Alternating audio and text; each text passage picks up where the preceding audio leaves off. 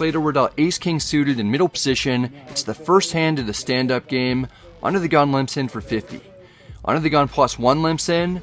Under the gun +2 is the opponent on our right. He raises to 300.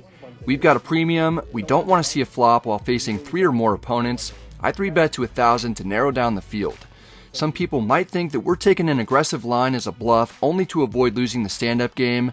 That's what makes this such a great setup for us, since we've actually got a real hand.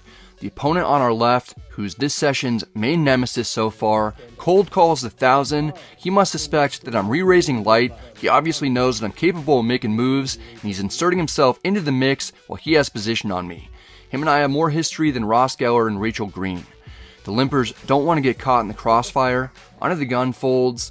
Under the gun +1 also folds. The initial pre-flop raiser calls for 700 more to close the action. 3 of us are seeing a flop. There's several thousand already in the middle. The dealer puts out ace 7-6 with 2 spades. It's a good one for us. Under the gun +2 checks. We've got top and likely the best hand, but we're not holding a spade. We need to bet for value and protection. I slide in a bet of 2,000. With multiple players calling a 3-bet pre-flop, our stack to pot ratio is low. If we're up against a set, I'm just going to get stacked. The opponent on our left has seen all kinds of tricks from us.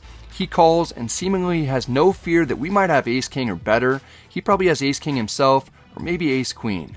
Under the gun +2 isn't quite sure how to proceed. He takes about 30 seconds before he eventually folds. It's down to heads up. I'd like to see a low, non-spade card come out. Instead, the dealer puts out the 3 of spades. He got the low part right, but the flush draw gets there. I've got 6,075 in my stack. There's over 7,000 in the middle. If we're going to continue putting money in the pot, ripping it is the only option.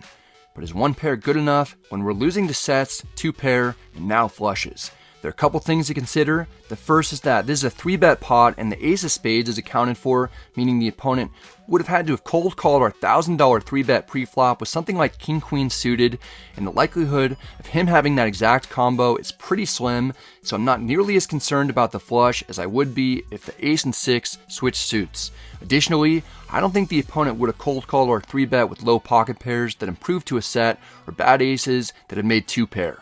The opponent also didn't raise on the flop like he might have if he had a monster at that point. With all this in mind, our ace-king is essentially the nuts. What I'm most worried about